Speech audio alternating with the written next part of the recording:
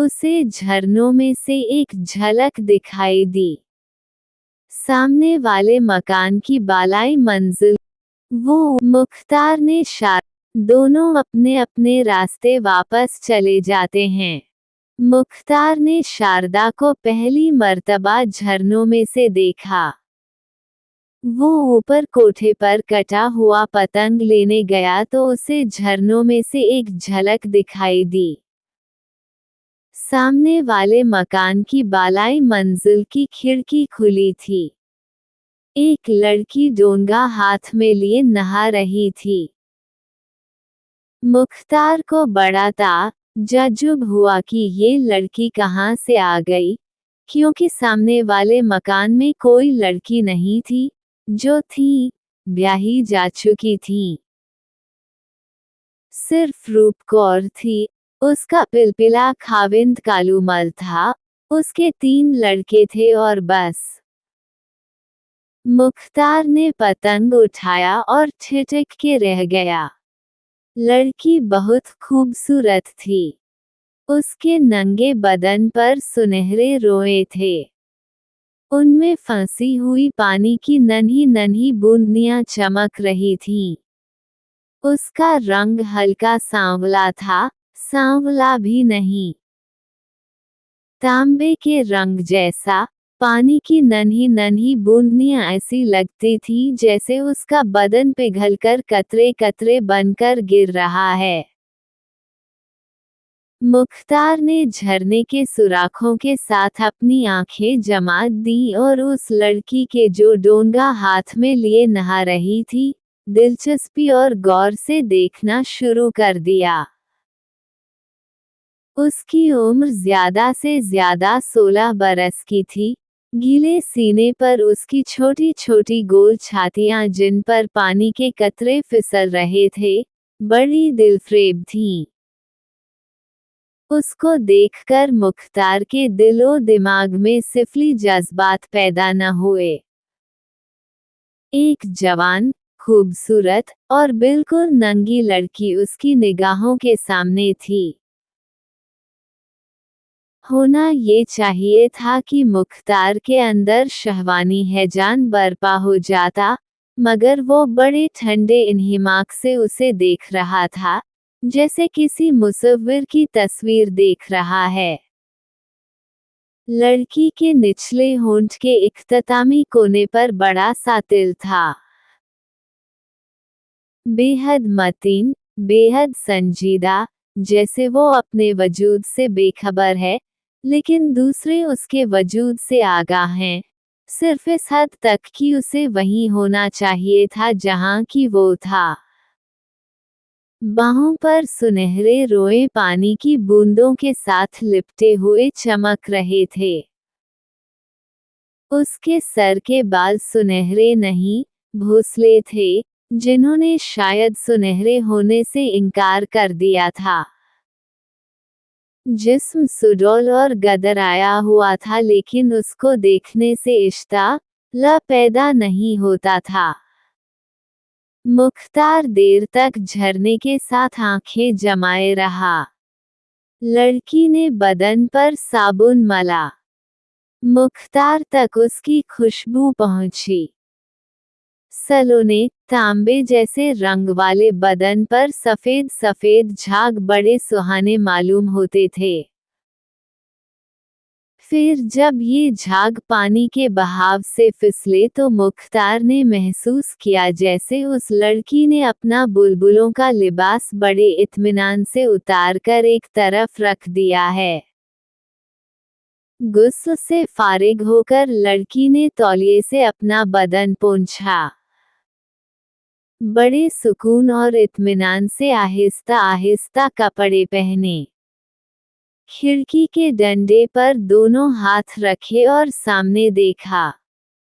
एकदम उसकी आंखें शर्माहट की झीलों में गर्क हो गईं। उसने खिड़की बंद कर दी। मुख्तार बेख्तियार हंस पड़ा। लड़की ने फौरन खिड़की के पट खोले और बड़े गुस्से में झरने की तरफ देखा। मुख्तार ने कहा, मैं कसूरवार बिल्कुल नहीं। आप क्यों खिड़की खोलकर नहा रही थीं? लड़की ने कुछ न कहा। गैस आलूदा निगाहों से झरने को देखा और खिड़की बंद कली। चौथे दिन रूप कौर आई। उसके साथ यही लड़की थी। मुख्तार की माँ और बहन दोनों सिलाई और क्रोशिये के काम की माहिर थीं। गली की अक्सर लड़कियां उनसे ये काम सीखने के लिए आया करती थीं। रूप कौर भी उस लड़की को इसी गर्ज से लाई थी क्योंकि उसको क्रोशिये के काम का बहुत शौक था। मुख्तार अपने कमरे से निकलकर सहन में आया तो उसने रूप कौर को प्रणाम किया। लड़की पर उसकी निगाह पड़ी तो वो सिमट सी गई। मुख्तार मुस्कुराकर वहां से चला गया। लड़की रोजाना आने लगी। मुख्तार को देखती तो सिमट जाती। आहिस्ता आहिस्ता उसका ये हृदय मल दूर हुआ और उसके दिमाग से ये ख्याल किसी कदर महव हुआ कि मुख्तार ने उसे नहाते देखा था। मुख्तार को मालूम हुआ कि उसका नाम शारदा है। रूप कौर के चचा की लड़की है, यतीम है। चिचो की मल्लिया में एक गरीब रिश्तेदार के साथ रहती थी। रूप कौर ने उसको अपने पास बुला लिया। एंट्रांस पास है, बड़ी ज़हीन है, क्योंकि उसने क्रोशिये का मुश्किल से मुश्किल काम यूं चुटकियों में सीख लिया था। दिन गुजरते गए। इस दौरान में मुख्तार ने महसूस किया कि वो शारदा की मोहब्बत में गिरफ्तार हो गया है। ये सब कुछ धीरे धीरे हुआ। जब मुख्तार ने उसको पहली बार झरने में से देखा था तो उस वक्त उसके सामने एक नज़ारा था, बड़ा फरहतनाक नज़ारा। लेकिन अब शारदा आहिस्ता आहिस्ता उसके दिल में बैठ गई थी। मुख्तार ने कई दफ़ा सोचा था कि ये मोहब्बत का मुआमला बिल्कुल गलत है, इसलिए कि शारदा हिंदू है। मुसलमान कैसे एक हिंदू लड़की से मोहब्बत करने की जुर्रत कर सकता है? मुख्तार ने अपने आप को बहुत समझाया लेकिन वो अपने मोहब्बत के जज्बे को मिटा न सका। शारदा अब उससे बातें करने लगी थी मगर खुल के नहीं। उसके दिमाग में मुख्तार को देखते ही ये एहसास बेदार हो जाता था कि वो नंगी नहा रही थी और मुख्तार झरने में से उसे देख रहा था। एक रोज घर में कोई नहीं था। मुख्तार की माँ और बहन दोनों किसी अजीज के 40वें पर गई हुई थीं। शारदा हसब ए मूल अपना थैला उठाए सुबह 10 बजे आई। मुख्तार सहन में चारपाई पर लेटा अखबार पढ़ रहा था। शारदा ने उससे पूछा, बहन जी कहाँ हैं? मुख्तार के हाथ कांपने लगे। वो कहीं बाहर गई है। शारदा ने पूछा, माता जी? मुख्तार उठकर बैठ गया। वो भी उसके साथ ही गई हैं। अच्छा। ये कहकर शारदा ने किसी कदर घबराई हुई निगाहों से मुख्तार को देखा और नमस्ते करके चलने लगी। मुख्तार ने उसको रोका, ठहरो शारदा। शारदा को जैसे बिजली के करंट ने छू लिया, चौंक कर रुक गई। जी। मुख्तार चारपाई पर से उठा, बैठ जाओ। वो लोग अभी आ जाएंगे। जी नहीं, मैं जाती हूँ। ये कहकर भी शारदा खड़ी रही। मुख्तार ने बड़ी जुर्रत से काम लिया, आगे बढ़ा, उसकी एक कलाई पकड़ी और खींचकर उसके होंठों को चूम लिया। ये सब कुछ इतनी जल्दी हुआ कि मुख्तार और शारदा दोनों को एक लहजे के लिए बिल्कुल पता न चला कि क्या हुआ है। इसके बाद दोनों लर्जने लगे। मुख्तार ने सिर्फ इतना कहा, मुझे माफ कर देना। शारदा खामोश खड़ी रही। उसका तांबे जैसा रंग सुर्खी माइल हो गया। होठों में खफीफ सी कपकपाहट थी, जैसे वो छेड़े जाने पर शिकायत कर रहे हैं। मुख्तार अपनी हरकत और उसके नताइज भूल गया। उसने एक बार फिर शारदा को अपनी तरफ खींचा और सीने के साथ भींच लिया। शारदा ने मुजामत न की। वो सिर्फ मुजस्समा हैरत बनी हुई थी। वो एक सवाल बन गई थी। एक ऐसा सवाल जो अपने आप से किया गया हो। वो शायद खुद से पूछ ही रही थी, ये क्या हुआ है, ये क्या हो रहा है? क्या उसे होना चाहिए था? क्या ऐसा किसी और से भी हुआ है?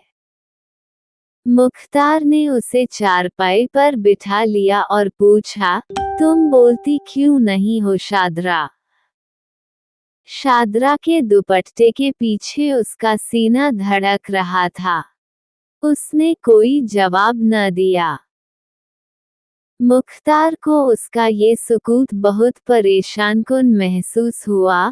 बोलो शारदा, अगर तुम्हें मेरी ये हरकत बुरी लगी है तो कह दो।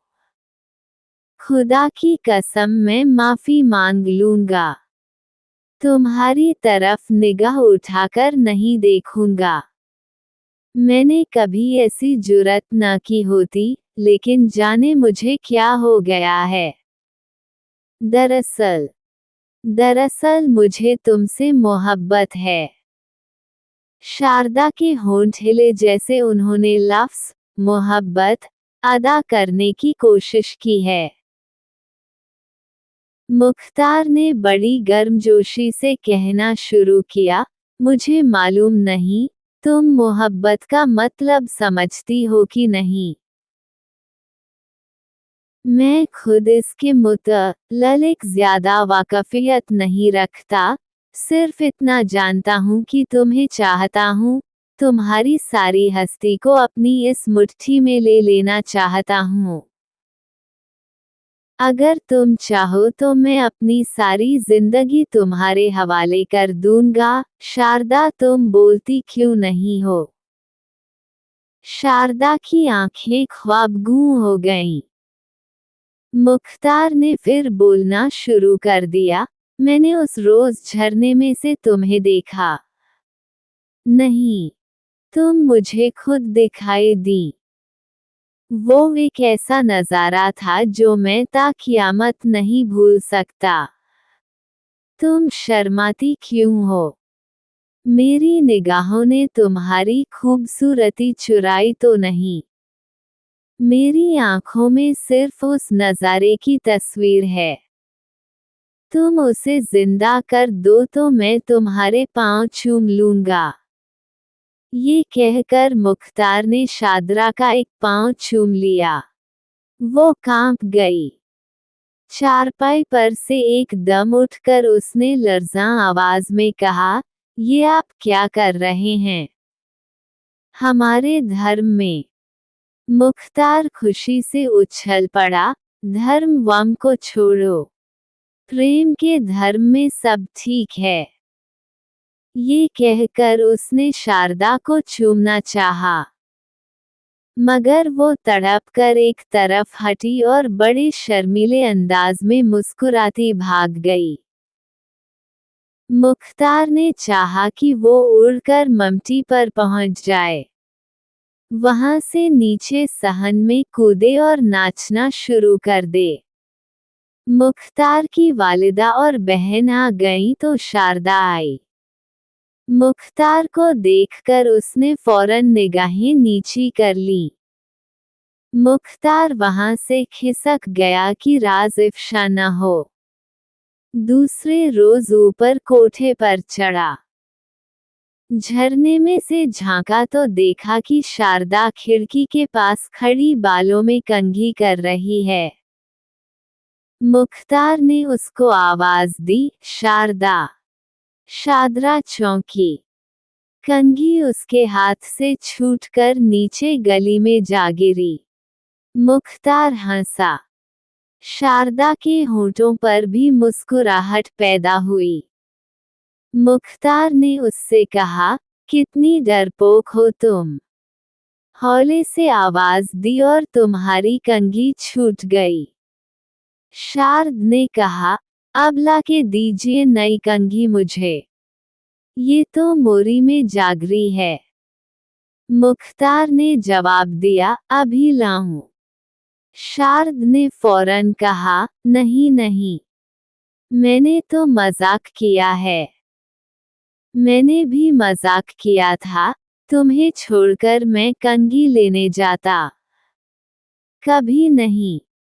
शारद मुस्कुराई, मैं बाल कैसे बनाऊं? मुख्तार ने झरने के सुराखों में अपनी उंगलियां डाली, ये मेरी उंगलियां ले लो। शारद हंसी। मुख्तार का जी चाहा कि वो अपनी सारी उम्र उस हंसी की छांव में गुजार दे। शारदा, खुदा की कसम, तुम हंसी हो, मेरा रोवा रोवा शादमा हो गया है। तुम क्यों इतनी प्यारी हो? क्या दुनिया में कोई और लड़की भी तुम जितनी प्यारी होगी? ये कमबख्त झरने, ये मिट्टी के जलील पर्दे, जी चाहता है इनको तोड़ फोड़ दूं। शारदा फिर हंसी। मुख्तार ने कहा, ये हंसी कोई और न देखे, कोई और न सुने। शारदा, सिर्फ मेरे सामने हंसना। और अगर कभी हंसना हो तो मुझे बुला लिया करो। मैं इसके इर्द गिर्द अपने होठों की दीवारें खड़ी कर दूंगा। शारद ने कहा, आप बातें बड़ी अच्छी करते हैं, तो मुझे इनाम दो। मोहब्बत की एक हल्की सी निगाह उन झरनों से मेरी तरफ फेंक दो। मैं उसे अपनी पलकों से उठाकर अपनी आंखों में छुपा लूंगा। मुख्तार ने शारदा के कब में दूर एक साया सा देखा और फौरन झरने से हट गया। थोड़ी देर बाद वापस आया तो खिड़की खाली था। शारद जा चुकी थी। आहिस्ता आहिस्ता मुख्तार और शारद दोनों शीरो शकर हो गए। तन्हाई का मौका मिलता तो देर तक प्यार मोहब्बत की बातें करते रहते। एक दिन रूप कौर और उसका खाविंद लाला कालू मल कहीं बाहर गए हुए थे। मुख्तार गली में से गुजर रहा था कि उसको एक कंकर लगा। उसने ऊपर देखा, शारदा थी। उसने हाथ के इशारे से उसे बुलाया। मुख्तार उसके पास पहुंच गया। पूरा तक लिया था, खूब घुल मिल के बातें हुई। मुख्तार ने उससे कहा, उस रोज मुझसे गुस्ताखी हुई थी और मैंने माफी मांग ली थी। आज फिर गुस्ताखी करने का इरादा रखता हूँ, लेकिन माफी नहीं मांगूंगा। और अपने होंठ शारदा के कपकपाते हुए होंठों पर रख दिए। शारद ने शर्मीली शरारत से कहा, अब माफी मांगिए। जी नहीं, अब ये होंठ आपके नहीं, मेरे हैं। क्या मैं झूठ कहता हूँ? शारदा ने निगाहें नीची करके कहा, ये होंठ क्या, मैं ही आपकी हूँ। मुख्तार एकदम संजीदा हो गया। देखो शारदा, हम इस वक्त एक आतिशफिशा पहाड़ पर खड़े हैं, तुम सोच लो, समझ लो। मैं तुम्हें यकीन दिलाता हूँ, खुदा की कसम खाकर कहता हूँ कि तुम्हारे सिवा मेरी जिंदगी में और कोई औरत नहीं आएगी। मैं कसम खाता हूँ कि जिंदगी भर मैं तुम्हारा रहूंगा। मेरी मोहब्बत साबित कदम रहेगी। क्या तुम भी इसका अहद करती हो? शारद ने अपनी निगाहें उठाकर मुख्तार की तरफ देखा। मेरा प्रेम सच्चा है। मुख्तार ने उसको सीने के साथ भींच लिया और कहा, जिंदा रहो। सिर्फ मेरे लिए, मेरी मोहब्बत के लिए वक्फ रहो। खुदा की कसम शारदा, अगर तुम्हारा इल्तिफात मुझे न मिलता तो मैं यकीनन खुदकुशी कर लेता। तुम मेरी आगोश में हो। मुझे ऐसा महसूस होता है कि सारी दुनिया की खुशियों से मेरी झोली भरी हुई है। मैं बहुत खुशनसीब हूँ। शारदा ने अपना सर मुख्तार के कंधे पर गिरा दिया। आप बातें करना जानते हैं। मुझसे अपने दिल की बात नहीं कही जाती। देर तक दोनों एक दूसरे में मुद्गम रहे। जब मुख्तार वहां से गया तो उसकी रूह एक नई और सुहानी लज्जत से मामूर थी। सारी रात वो सोचता रहा। दूसरे दिन कलकत्ते चला गया, जहां उसका बाप कारोबार करता था। 8 दिन के बाद वापस आया। शारदा हसब ए मूल क्रोशिये का काम सीखने मुकर्रा वक्त पर आई। उसकी निगाहों ने इससे कई बातें की। कहाँ गायब रहे इतने दिन? मुझसे कुछ न कहा और कलकत्ते चले गए। मोहब्बत के बड़े दावे करते थे। मैं नहीं बोलूंगी तुमसे। मेरी तरफ क्या देखते हो? क्या कहना चाहते हो मुझसे? मुख्तार बहुत कुछ कहना चाहता था मगर तन्हाई नहीं थी। वो काफी तवील गुफ्तगू उससे करना चाहता था। 2 दिन गुजर गए, मौका न मिला। निगाहों ही निगाहों में गूंगी बातें होती रहीं।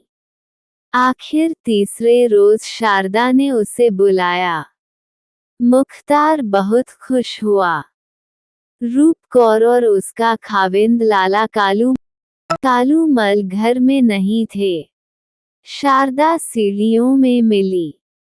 मुख्तार ने वहीं उसको अपने सीने के साथ लगाना चाहा। वो तड़प कर ऊपर चली गई। नाराज थी। मुख्तार ने उससे कहा, देख मेरी जान, मेरे पास बैठो, मैं तुमसे बहुत जरूरी बातें करना चाहता हूँ। ऐसी बातें जिनका हमारी जिंदगी से बड़ा गहरा ताल्लुक है। शारदा उसके पास पलंग पर बैठ गई। तुम बात टालो नहीं। बताओ, मुझे बताए बगैर कलकत्ते क्यों गए? सच में बहुत रोई। मुख्तार ने बढ़कर उसकी आंखें चूमी। उस रोज मैं जब से गया तो सारी रात सोचता रहा। जो कुछ उस रोज हुआ उसके बाद ये सोच विचार लाजिमी थी। हमारी हैसियत मियाँ बीवी की थी। मैंने गलती की। तुमने कुछ न सोचा। हमने एक ही जस्त में कई मंजिलें तय कर ली और ये गौर ही न किया कि हमें जाना किस तरफ है। समझ रही हो ना शारदा? शारदा ने आंखें झुका ली। जी हाँ। मैं कलकत्ते इसलिए गया था कि अब्बा जी से मशवरा करूं। तुम्हें सुनकर खुशी होगी, मैंने उनको राजी कर लिया है। मुख्तार की आंखें खुशी से चमक उठीं। शारदा के दोनों हाथ अपने हाथों में लेकर उसने कहा, मेरे दिल का सारा बोझ हल्का हो गया है। मैं अब तुमसे शादी कर सकता हूँ। शारदा ने हौले से कहा, शादी? हाँ शादी। शारद ने पूछा, कैसे हो सकती है हमारी शादी? मुख्तार मुस्कुराया, इसमें मुश्किल ही क्या है? तुम मुसलमान हो जाना। शारद एकदम चौंकी। मुसलमान? मुख्तार ने बड़े इत्मीनान से कहा, हाँ हाँ। इसके अलावा और हो ही क्या सकता है? मुझे मालूम है कि तुम्हारे घर वाले बड़ा हंगामा मचाएंगे, लेकिन मैंने इसका इंतजाम कर लिया है। हम दोनों यहाँ से गायब हो जाएंगे, सीधे कलकत्ते चलेंगे। बाकी काम अब्बा जी के सुपुर्द है। जिस रोज वहां पहुंचेंगे उसी रोज मौलवी बुलाकर तुम्हें मुसलमान बना देंगे। शादी भी उसी वक्त हो जाएगी। शारदा के होंठ जैसे किसी ने सी दिए। मुख्तार ने उसकी तरफ देखा, खामोश क्यों हो गईं? शारदा न बोली। मुख्तार को बड़ी उलझन हुई। बताओ शारदा, क्या बात है? शारदा ने बमुश्किल इतना कहा, तुम हिंदू हो जाओ। मैं हिंदू हो जाऊं? मुख्तार के लहजे में हैरत थी। वो हंसा, मैं हिंदू कैसे हो सकता हूँ? मैं कैसे मुसलमान हो सकती हूँ? शारदा की आवाज मध्यम थी। तुम क्यों मुसलमान नहीं हो सकती?